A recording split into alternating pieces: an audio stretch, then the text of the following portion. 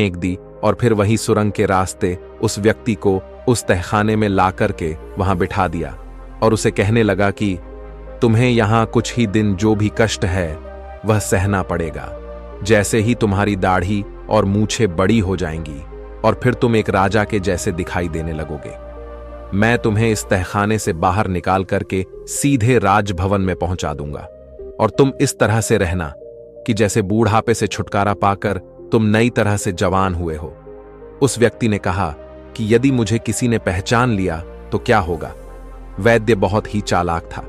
उसने उस आदमी से कहा कि यह सब का तुम मुझ पर छोड़ दो, जो भी होगा मैं संभाल लूंगा। तुम्हें सिर्फ इतना करना है कि मैं जो भी कह रहा हूं, जैसा भी कह रहा हूं, उसी के अनुसार तुम्हें चलना है। उस व्यक्ति ने कहा, ठीक है, आप जैसा कहेंगे या आप जैसा कह रहे हैं मैं वैसा ही करूंगा। इसके बाद वह वैद्य वहां से निकलकर के राज दरबार में पहुंचा और जो भी वहां पर मंत्री और सभासद थे उन सब के पास पहुंच करके कहा कि आप सभी के लिए एक बहुत खुशखबरी की बात है।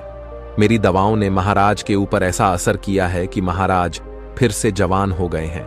कल वह महल में आएंगे और आप लोग उनके स्वागत के लिए तैयार रहना। फिर वहां के मंत्रीगण कहने लगे, हम अपने राजा के नए रूप का भरपूर स्वागत करेंगे। फिर वहां से वैद्यराज सीधा रानियों के दरबार में पहुंच गया और वही बात उन दोनों रानियों से भी कही। इस बात को सुन के दोनों रानियां प्रसन्न हो गईं। उन्होंने वैद्य को बहुत सारा धन निकाल करके दिया। योजना के अनुसार अगले ही दिन वह वैद्य तहखाने से उस व्यक्ति को ला करके राजमहल के सिंहासन पर बिठा दिया। फिर उस नए राजा को सभी रानियां और वहां के मंत्री देख करके हैरान हो जाते हैं, क्योंकि वह राजा बिल्कुल एक युवा पुरुष दिखाई देने लगा था।